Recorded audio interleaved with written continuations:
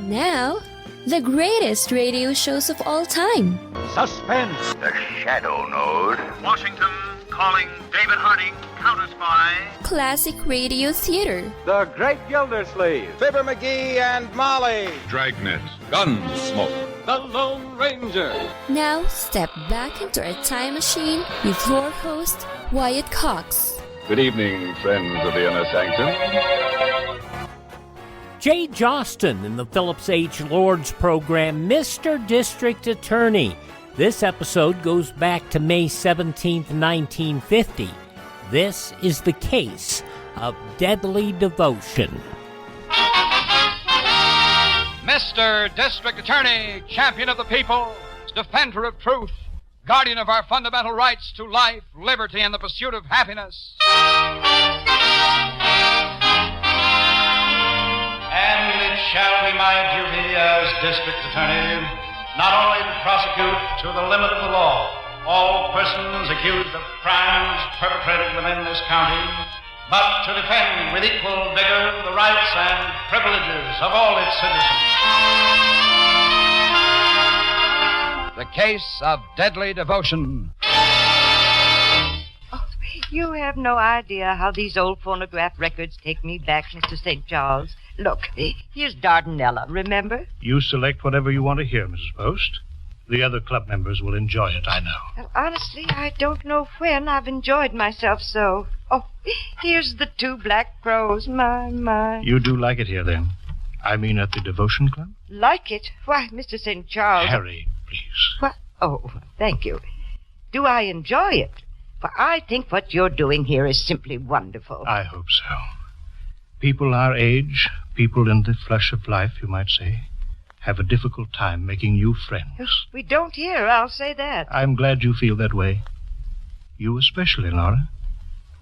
The moment you came into my office, Is something wrong? Oh, I'm sorry, but that man seems to be beckoning to you. There, that one near the door. Near the door? Oh. Oh, yes, I see. You know him? He doesn't look like one of the members. What?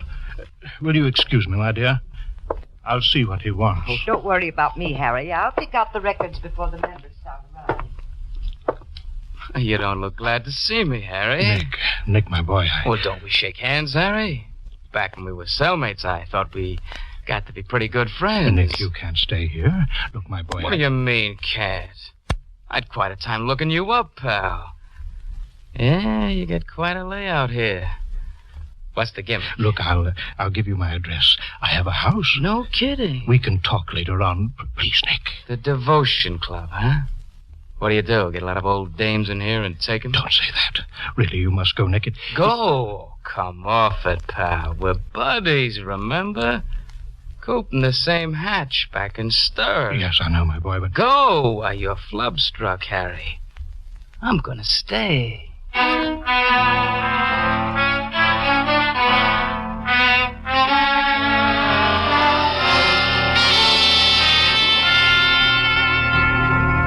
I picked that information request out of the file, Chief, the one from St. Louis.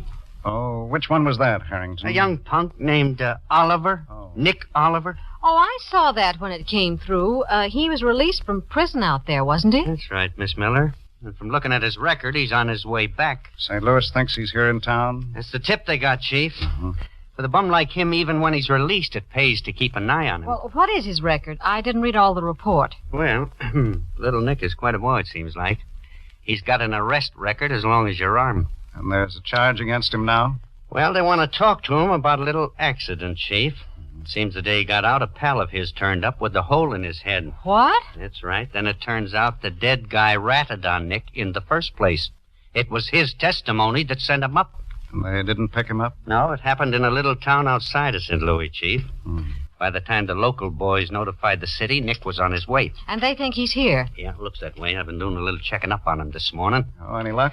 No, it's a little early, Chief. They're sending us his prison record, personnel report, all that. If he's got some pals in town, chances are he'll look him up. Well, let's hope so. The St. Louis authorities have helped us a great deal in the past. I'd like to return the favor. Oh, I'll find him, Chief. Bums like that always go in a pattern. How do you mean? Well, that's one way you find a guy, Miss Miller. You study his habits.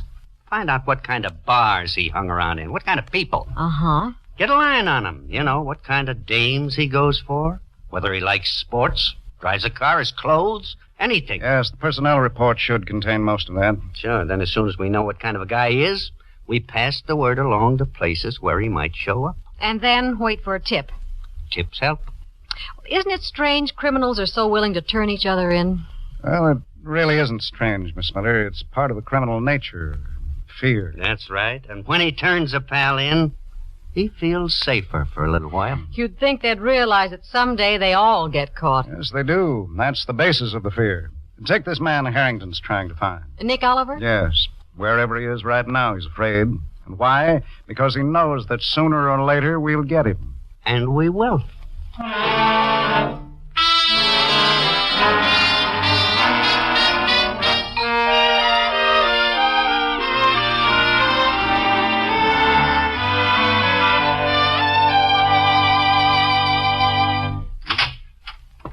Laura, my dear, I didn't realize you were here in my office. I thought it better to wait in here, Harry. I'm delighted. Have you been waiting long?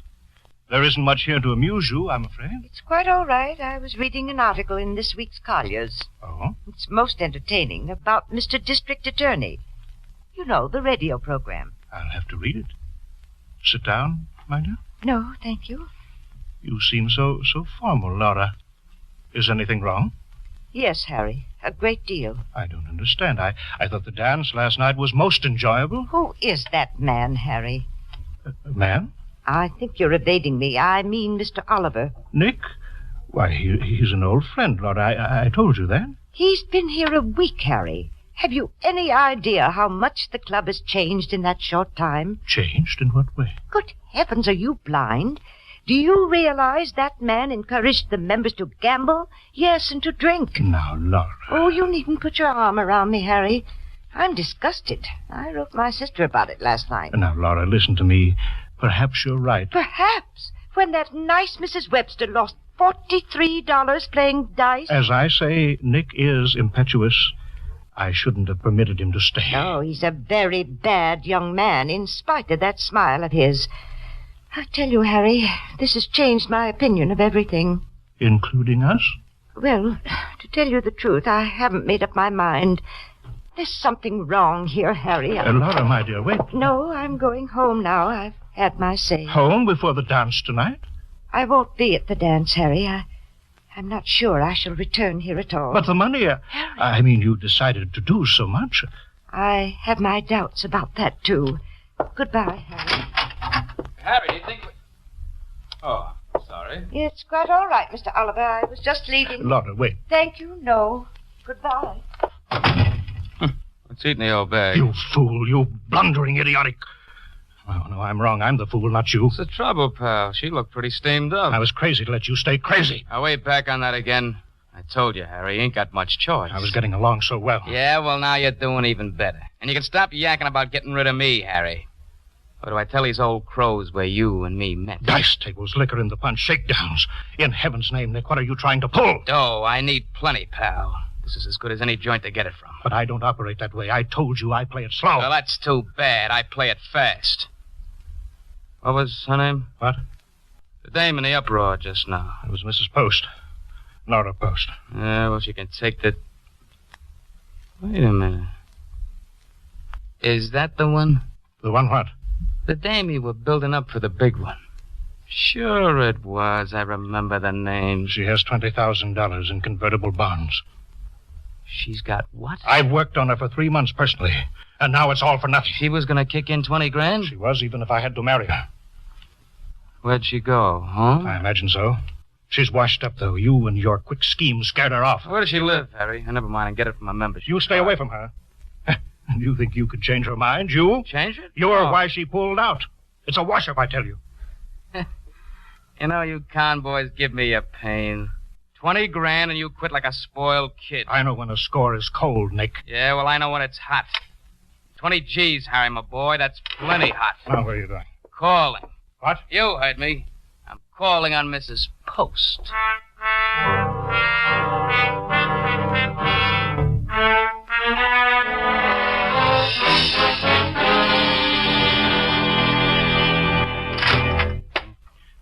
in, Harrington. Yeah.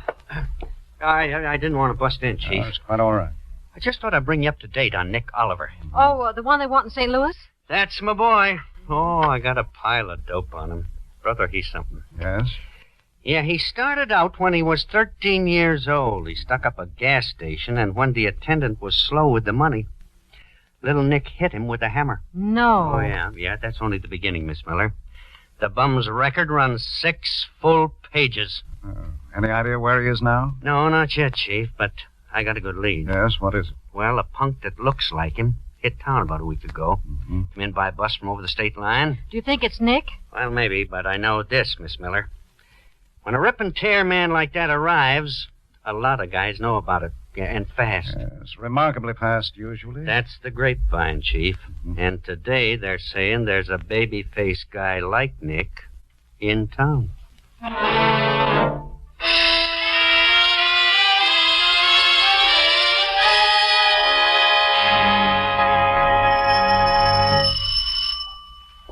Just a minute, I'm coming. Yes, just a moment. I'll turn on the porch light. No need for that. I could see okay. Now, see here, just what the... Oh, it's you. I gotta talk to you, Mrs. Post. It's about something that happened at the club. The devotion club? Uh-huh. I don't want to hear about it. Let's sit down. How about in here? Now, see here. I've said I don't want to discuss anything. Why, I was getting ready for bed. Now, this is important, Mrs. Post. It's for your own good. For my own good? Whatever do you mean? You and Harry? I beg your pardon? I told you it was important. Go on. Sit right down and relax. Come to the point, please. That's fair enough. Harry tells me you've got $20,000 laying around. What do you want, Mr. Oliver, isn't it? Nixon. And I want to tip you off, Mrs. Post. It's just a friendly gesture. I think perhaps you'd better leave. I'm playing straight with you. You take the dough and put it in a big, strong bank. You understand? I'm sorry. I think all this is, well, to say the least, Mr. Oliver, none of your concern. You're sure hard to convince. Look, will you promise me one thing? Hardly. Yeah, well, first thing in the morning, take the dough and put it in a bank. I never heard of anything like this in my life. Is that too much to ask? Put it in a bank? Very well. Suppose I promise you. Now will you go? Be more definite. You'll put it in tomorrow? Yes. Now will you please leave my house? That's funny. And Harry said I wasn't smooth. That's a laugh. Well, what do you mean? Kid, you just told me the one thing I wanted to know. What? I had to be sure that dough's here, didn't I? Now get it up. Get it up? Come on. Let's not waste time. Where do you keep it? You get out of here. Well, you listen to reason. I'm a busy man, baby. Get the dough. I don't believe it. I just don't. Look, I got no time to fool around. If I have to, I'll kick this joint upside down. But... Yeah, I may have to take a few belts at you. Now get smart, will you? Just hand it over, nice and easy. I'll do nothing of the kind. Don't look so greedy at the phone, kid. You reach for that and I'll break your little arm. But do you realize what you're doing, do you? Yeah, I do. But you don't. I'm getting sore, sister, and that ain't good, you know. But I haven't got the money here. You lie in your teeth. You just said so. Now get it up fast. Mr. Oliver, listen Never to me. mind the routine. I got one of my own. You what? How many rooms in this dump? 8? 9? I can go through them in an hour. You wouldn't dare. If I have to look for the scratch, that is. And you know something, baby? I just can't do a good job with you around bothering me. I don't understand. Oh, it's simple. Either you hand over the dough like a good kid, or I'll kill you. Kill me? I'd have to, if I have to search for it, at least. You see? You've got a gun. Oh, that's the flash of the week. Okay. Make up your mind. Oh, please. Where's the dough? I don't know. Oh, I'll be... You shot me. Please. Oh, you sure make it tough on yourself, sister. Yeah, and on me, too. Now I gotta tear this joint apart.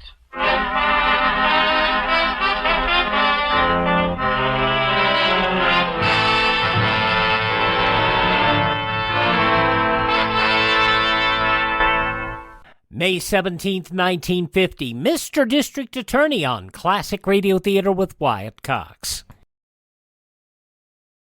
For most of the run of Mr. District Attorney, Jay Jostyn was the Mr. District Attorney from 1940 till 1952. In 1939, Dwight Wiest and Raymond Edward Johnson, yes, that Raymond Edward Johnson, the original host of Inner Sanctum Mysteries, was Mr. District Attorney. And in the last season, the syndicated season that we carry a lot on here, David Bryan was Mr. District Attorney. Interestingly enough, periodically in the 40s, when Jay Jostyn couldn't be available or had to take a break or time off, Tony Randall served as a replacement. Yes, the comedian Tony Randall, because in his words, he performed a good Jay Jostyn impression. There you go. Now, more of Mr. District Attorney and the case of deadly devotion, May 17th, 1950. Oh, boy, there's enough reporters out in that yard to cover a World Series. Well, I don't wonder, Harrington. Mrs. Post is very prominent in this city. Yes, we're about ready to add up, Harrington. Yeah? Has Dr. Colgan finished? Yes, just about, Chief. He fixes the time of death is between 9 and 11 last night. That's right. Shot once at about 2 feet away. What about the doors and windows? Did Brophy check? Just finished, Chief. Every one of them closed and locked from the inside. I see. How about inventory, Miss Miller? Well, I've been trying to get somewhere on that. Her nearest relative is a sister, but she lives in Chicago. Yes, well, perhaps one of the neighbors can estimate what's missing for us. You know, Chief, there's one thing I don't like about this. Yes, what's that? Well, when the grocery kid discovered something was wrong this morning and called the patrolman... Yes? It looked like a nice, neat case of robbery. And? I mean, everything's just like we've seen him any time before. The house all ransacked and the dame dead. Yes, that's the impression, at least. She probably resisted, and the burglar got panicky and shot. Except for one thing. What's that? Well, just look around, Miss Miller. There's her purse with $10 still in it. There's a gold lighter on the table. Upstairs, there's a hunk of jewelry on her dresser. Yes, I saw that, too. Say, take a look at that purse, Miss Miller. All right. This was a burglary. The guy sure passed up a lot of nice items. Yes, it is strange. Still, if he were frightened after he shot, he might have run out. Say, Chief. Yes? Here's something odd. In her purse? Yes. Mrs. Post belonged to the Devotion Club Limited, whatever that is. Here's her membership card. The Devotion Club? Uh-huh. Are you kidding? Why? Do you know anything about it, Harrington? Well, sure I do. Well, maybe not that particular outfit, but I've heard that name. Mm-hmm. It's one of those agencies that helps people meet other people. Really? Yeah, most of them are on the up and up, but sometimes they're not. Yes, it's strange that a woman like Mrs. Post should belong to one. Put the card in your pocket, Harrington. Right. We may have to check that club. I can drop around and ask a few questions. Yes, do that. No need to arouse suspicion, however. Put a little gray on your temples, and you can drop around as a prospective member. It's a cinch, Chief. Well, let's hope the whole case is a cinch. Now, if you'll call Dr. Colgan, Miss Miller, we'll get to work.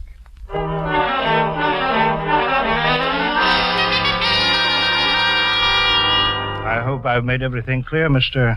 Harrison, was it? Yeah, that's right, Mr. St. Charles. You see, we don't take just anyone into our membership here. Only those we know to be sincere. Oh, I'm sincere, all right. I've been wanting to meet people for a long time. I see. You dance, do you? No, just a little. Back home, I never had much time for it. And that was where, did you say? Oh, I had a cattle ranch out west. Did you indeed? Yeah, I had 7,000 head at one time. Then when I made my pile, well, I just quit. Well, that was sensible, Mr. Harrison. We all work too hard in this life. Wear ourselves out. You can say that again. From now on, Mr. St. Charles, I'm just going to spend my money and enjoy myself. I don't blame you. Yeah, well, could I get into your little club here, do you think? Well, ordinarily, Mr. Harrison, I interview a candidate a number of times before we accept him. Oh, yeah, sure. Then, as I explained, we make every effort to see that you meet people of your own age and interests. Suits me. And you know, sir, you suit us. I do. You do. We'll dispense with the interviews, Mr. Harrison. You can meet the members tonight.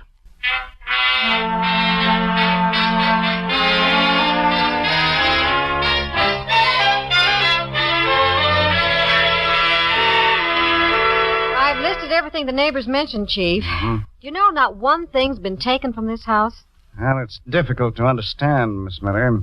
Unless, of course, Mrs. Post kept a great deal of money someplace here on the premises. Yes. The neighbors would hardly know if it were missing or not. Well, her sister might. I've got Dorothy back at the office trying to get through to her in Chicago. Yes, that'll help. And perhaps Harrington will have some luck, too.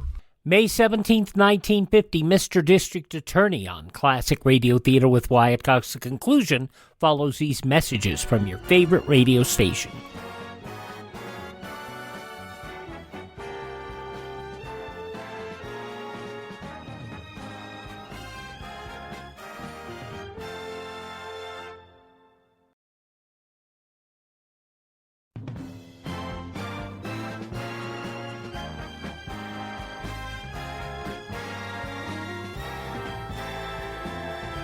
You are listening to Classic Radio Theater with Wyatt Cox on your favorite radio station. Now the conclusion of Mr. District Attorney starring Jay Jostyn, May 17th, 1950. Is he still out? I guess so. He hasn't called back. Mm-hmm. He was going over to that club to see what he could find. That's the door. Yes, it's the mailman, I think. Do you want me to see? Yes, will you? Okay. Oh, thank you. I was right, Chief. Here's a magazine and one letter. Oh? It's postmarked, let's see, Chicago. It's a woman's handwriting, too, Chief, probably from her sister. Here, may I look at it? Of course. Well, I think I'll open it, Miss Miller. Under the circumstances, I can take the responsibility. Oh, sure, Chief. Anything to help. I'll keep going on this inventory. Right. Well, I'll be... Say, Miss Miller. Yes? This letter is remarkable. It may be just what we need.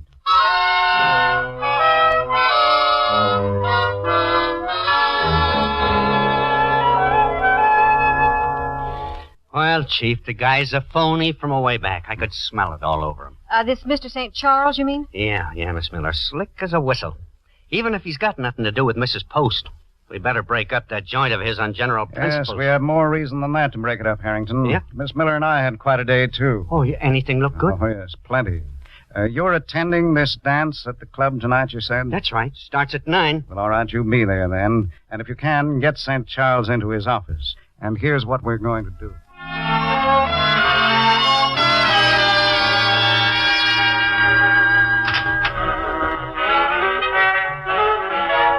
I'm sorry, I'm busy. Nick, I thought I told you to stay away from here. Can an old pal drop in to say goodbye, Harry? I don't want anything to do with you. You know, you conboys operate funny. We don't get mixed up in a murder. Oh, you heard about that, huh? I read the papers. It's funny, I was even thinking of giving you part of the stash. You know, just for old time's sake. You mean you got the money? All of it? I'm leaving, ain't I? That's the answer to that. But the paper said nothing was taken. You read too much, Harry, just like back in the cell block. I had no idea. Why, sit down, Nick. No need to rush. Oh, you kill me, you know. Now you're interested all of a sudden. No, I'm not, Nick. I give you my word. No kidding. Look, I took in a new member today. He's loaded, Nick. Big cattleman from out west. Take him, why don't you? I intend to. Only you can help me, my boy. Think of it. We'll take him together. You'll take the old dame's dough, you mean? No thanks, Harry. I'm shoving off. Hey, do you mind if I come in, Mr. St. Charles? What? Oh, I'm sorry, Mr. Harrison. I'm busy just now. If you'll... Mr. Harrison... This won't take long. Come right in, Laura. I told you I'm very busy. You. Good Lord. Hello, Harry. For the love of... what's the matter? You fellas look like you've seen a ghost. I think they're surprised to see me. You don't say. What?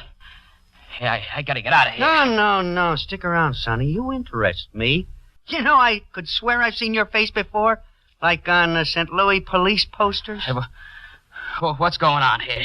Don't you remember? You came to my house last night. No, I didn't. Laura, I can't believe it.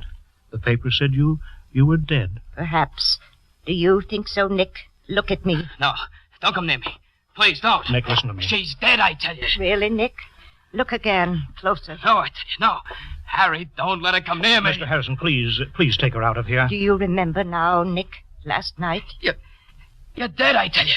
I was there. I saw you die. That's what I'm waiting to hear, pal. All right, back up, both of you. This is a very touchy gun. Mr. Harrison. The name is Harrington, pal. Just stand still. Okay, Chief. Better stand back, ma'am. Thank you, Mr. Harrington. I do feel a little faint. Are we all set in here, Harrington? Perfect, Chief. Nick just spilled the whole story. Nick? Yeah, and a little added touch, Chief. This is our St. Louis boy. Oh. Looks kind of pale right now. Oh, Chief, the members are all waiting downstairs. Yes, we'll go down and explain things to them in just a moment, Miss Miller. Right. Are you all right, Mrs. Rogers? Yes, thank you. Mrs. Rogers? What do you mean? Hey, look, I don't get it. We were very fortunate, gentlemen. I think you knew Mrs. Post had a sister in Chicago. Sure, she said... Well, this is Mrs. Post's sister. What you didn't know, however, is that she happens to be a twin, an identical twin.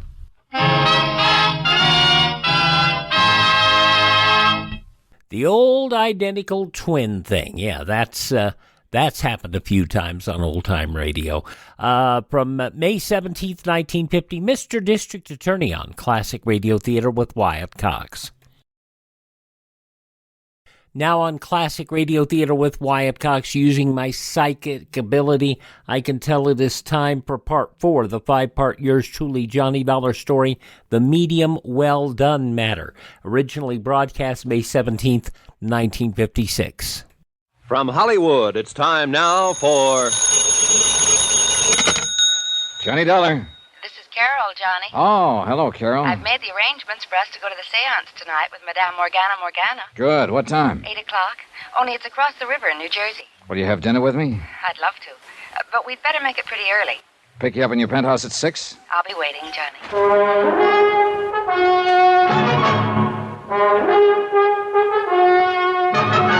Tonight and every weekday night, Bob Bailey in the transcribed adventures of the man with the action-packed expense account, America's fabulous freelance insurance investigator. Yours truly, Johnny Dollar.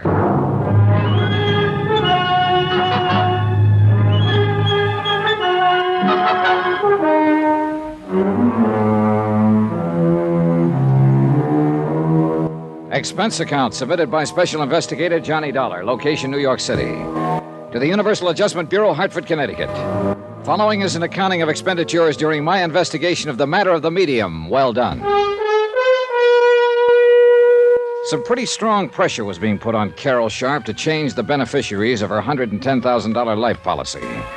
And she was very much under the influence of a psychic medium who insisted that she be named as one of the 2 new beneficiaries.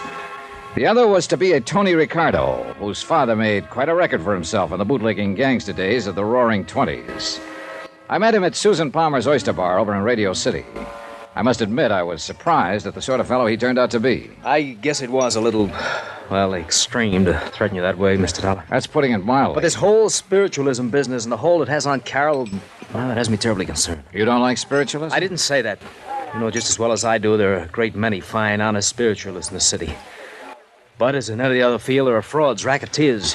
So I've heard. It's not only true of religions, but businesses, professions, anything, you know. Sure. But now look here, Tony. Dollar, I will not have you or anyone else leading Carol on.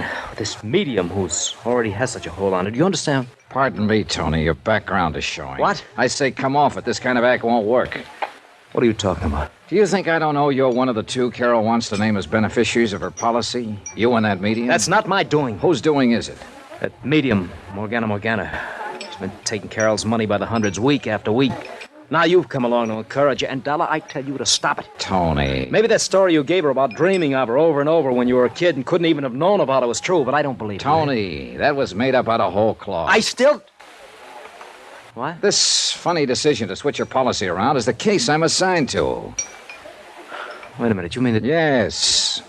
I had to meet her somehow, so I used that device, knowing she might fall for it because of her implicit belief in such things. Yes, but now you're encouraging this whole thing. You're even going to see this Morgana with her tonight. Because if she is a phony, it's the only way I can show this to Carol. Well? I hope and pray that you can, Mr. Dollar. Some of the best psychic investigators in the country have been stumped by her. How are you going to go about it? I won't know until I've seen her operate. Even then I may not know. Or maybe this medium isn't a fraud. Oh, come on, of course she is. But you can't prove it. But you or somebody must. Or Carol will change her policy and then turn up dead. Won't be easy, Mr. Dollar. I've attended these seances with Carol, many of them. have been times when I've almost been convinced myself. Waiter, some more coffee, please. No more for me, thanks. You're going to need it, Tony, because I'm going to keep you here until you've told me every detail you can remember of this Madame Morgana seance procedure.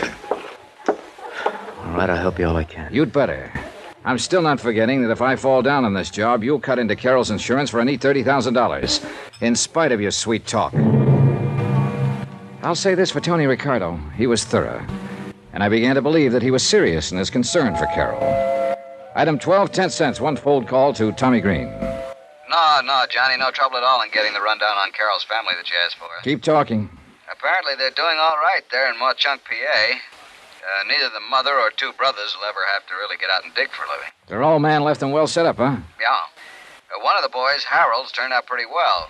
Works in some office over there, even though he doesn't really need to. What about the other boy? That'd be Dave, the black sheep of the family. Travels with a fast crowd, tears around the country in a sports car, that sort of thing. Oh. Right now, he's somewhere here in New York, just playing around. But, Johnny, are you getting anywhere on this case? Yeah, Tommy, I think I am.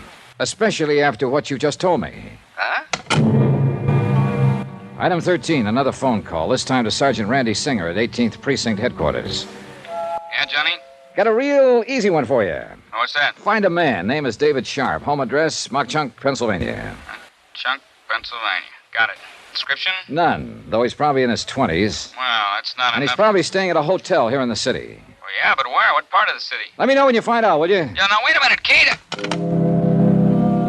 Expense account item 14, $106.80, and it includes cabs to several camera shops. One miniature camera with an f2 lens, a couple of rolls of special film, some very special flash bulbs, and a tiny flash holder. Item 15, taxi back to the towers to clean up and dress for my date with Carol. Then the phone rang. Johnny Dollar. We located David Sharp for you, Johnny. Just dumb luck. Now, who knows, Randy? Maybe you're psychic. Nah, leave us not have that stuff. Where is he? Found him staying at the third hotel we called, the Aberran over on East 53rd Street. Not 2 blocks from that palatial joint where you're staying. Is he there now? No, but he always comes in just before dinner time. And you still haven't told me why you're interested in him. I'm not sure myself. But do me a favor, will you? Like what? When he shows up, put a tail on him. I want to know where he goes, how long he stays, and when he comes back. But you won't say why? Not until I'm sure I know why. Thanks, Randy. Yeah, but I haven't said Thanks, boy. Dinner with Carol could have been one of the pleasantest things in years. But I'm afraid I was preoccupied with matters at hand and she with anticipation. She's promised to try to hear from Daddy again tonight. Oh, Johnny, I so want to speak to him again. Finally, I signed the check. We hopped into a taxi and headed across the river to the Jersey side.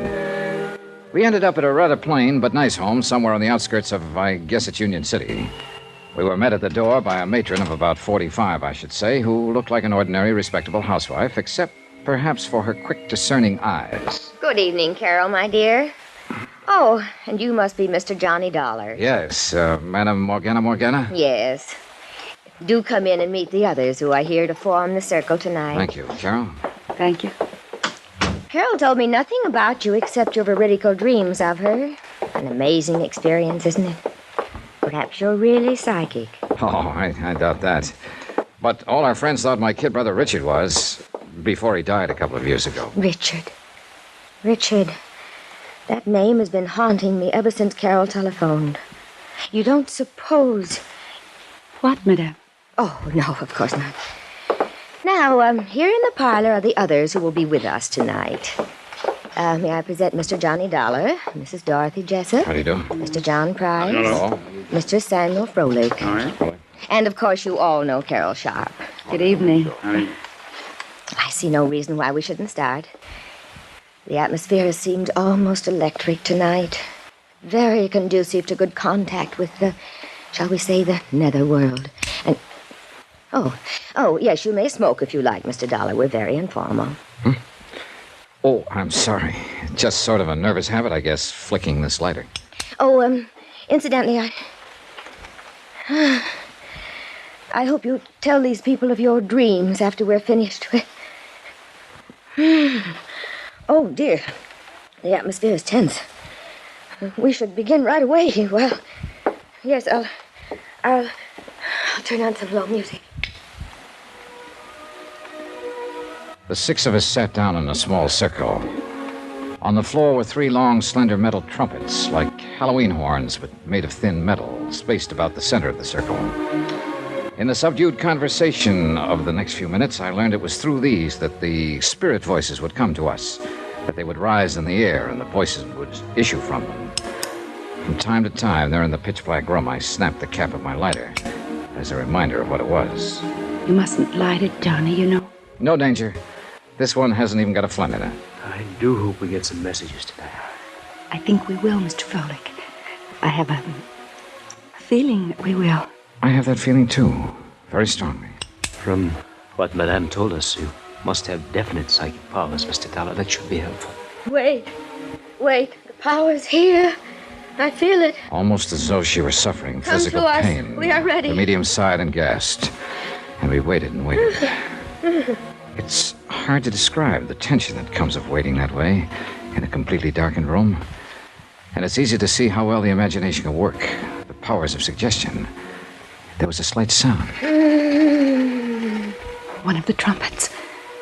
I heard it move. Yes, so did I. That means that they are with us. It seemed to move toward you, Carol. I hope so. Yes, I can feel it in the air near me. Father? Carol. Oh, Father, can you speak to me? There's so many things I wish to ask you. Yes, dear. Yes. It may not sound like much to tell, but believe me, this was impressive. The death-like silence broken only by the faint voice from the trumpet, the whispered questions by Carol, an occasional sigh from the medium, and the shutter of my special little camera, which I hope sounded enough like my lighter had sounded. Yes, Carol. Always do the things I tell you to. You're a good girl, my darling. And you give me great happiness in this lonely, Father? Goodbye, goodbye. Oh, Johnny, do you see? Because only he and I know the things we talked about. Wait. I feel the trumpet is still near us and perhaps... John. Mr. Dollar, it's for you. Yes? Richard? Yes, John. Dick. I've waited so long to speak to you. Dick. My brother. The brief conversation I carried on with my dead brother Richard was amazing. Of things in my childhood that I thought nobody else even knew about. Personal, intimate things that could only be known to a brother or someone equally close. It was fantastic, amazing, awe-inspiring. Except for one thing. I never had a brother. I didn't tell this to anyone. I played it straight and even stayed around and discussed my trumped-up dreams after the seance. But I needed proof, and I couldn't wait to get back to New York to the police lab where I could develop the infrared film in my little camera.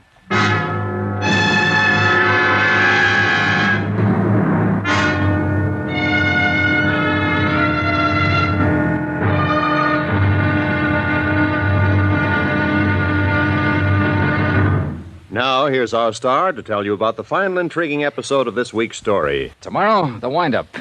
And a bit of heartbreak for a very chastened girl. Join us, won't you? Yours truly, Johnny Dollar. Yours truly, Johnny Dollar, starring Bob Bailey, is transcribed in Hollywood. It is produced and directed by Jack Johnstone, who also wrote tonight's story.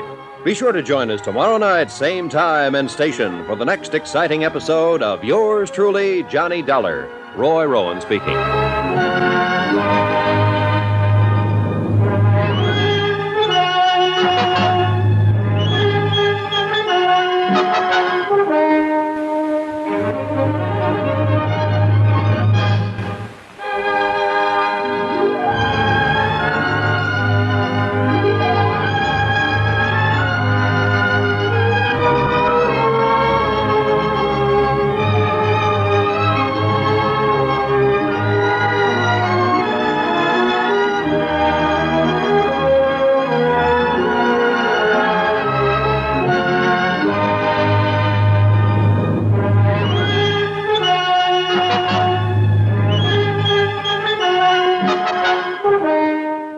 Yes, there's criminal activity going on, but the sad part is Carol's going to end up heartbroken one way or another.